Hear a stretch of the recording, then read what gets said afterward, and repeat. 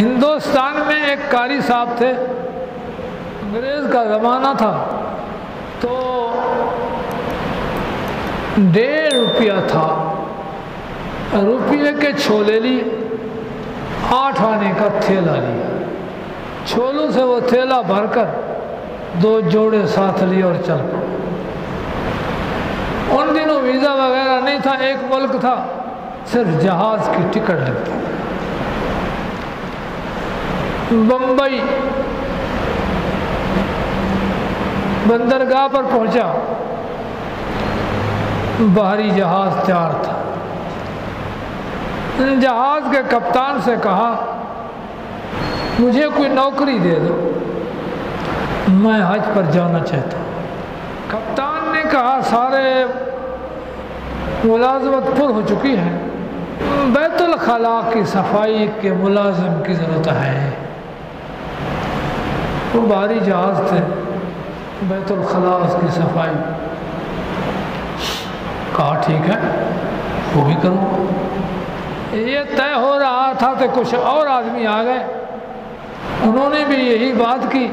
کپتان نے کہا یہی ملازمت باقی ہے، لیٹرین والی باقی سب پر ہے۔ انہوں نے کہا یہ تو ہم نہیں کریں گے۔ قاری صاحب نے کہا مان لو میں آپ کی طرف سے صفائی کروں۔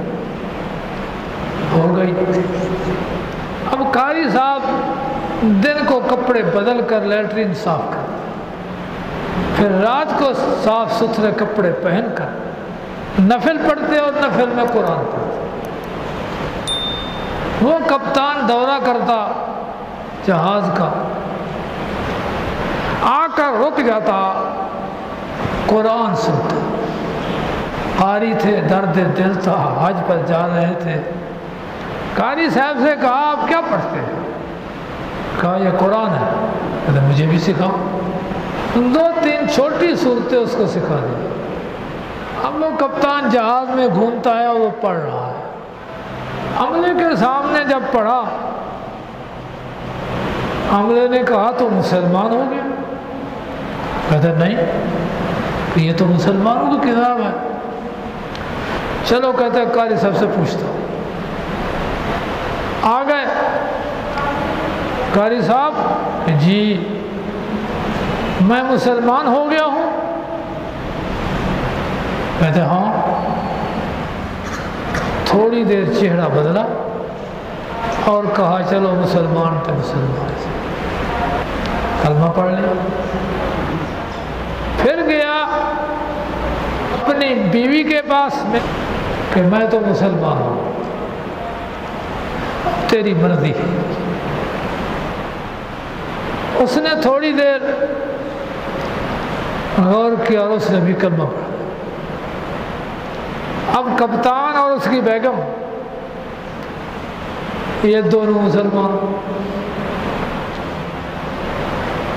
جب جدہ بندرگاہ پر پہنچے، چھٹی لے لی کہ میں حج کرتا ہوں۔ وہ قاری صاحب کے ساتھ وہ دونوں حج پر۔ تو یہ ہے عشق۔